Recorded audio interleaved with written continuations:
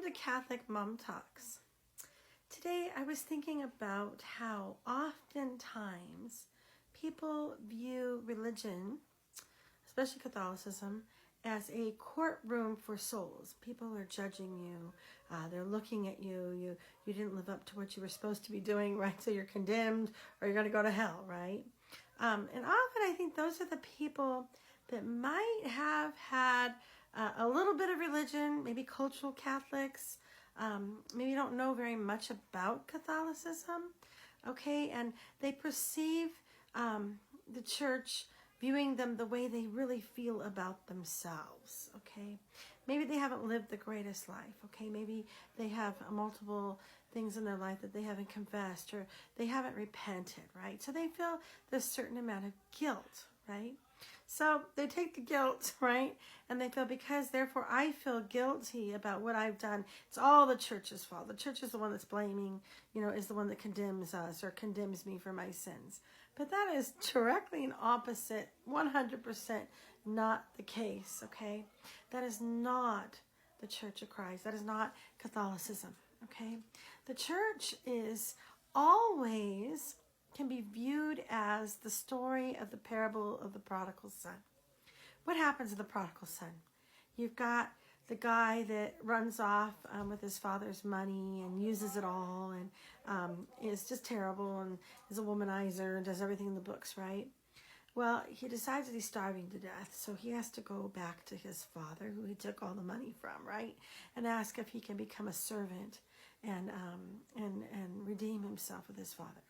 Well, what happens? The father sees him, right?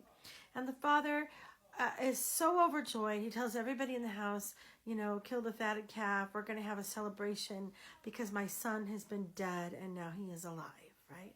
He's welcoming him back with open arms, okay? He's waiting for him to come back, okay?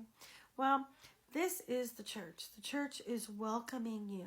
When you go into the confessional, which is probably one of the greatest gifts God ever gave us, mind you, because we have a starting point, a starting over point, okay? It's a point where the old is gone and the new begins. It's a marker. It's a marker in your life. It's a coming back. It's a reunion. It's the prodigal son going into the arms of God, okay, his father.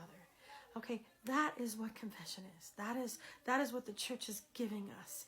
They're giving us the road home. They're also giving us a road or an outline of how to stay in constant union with Christ. And it is not something that they're pushing their thumb on you, telling you, you need to be this or you need to be that. No, they're saying these are the original teachings of Christ. If you stay in union with Christ, you will remain safe. Okay, you will remain safe. And it says, it's scriptural. If you keep my commandments, I will live within you. I will dwell with you, right? If you remain faithful to me, right? Well, it's a roadmap. They give us a roadmap to life, okay? A safety net, right? So I think we have to change our attitude on how we view the church, okay?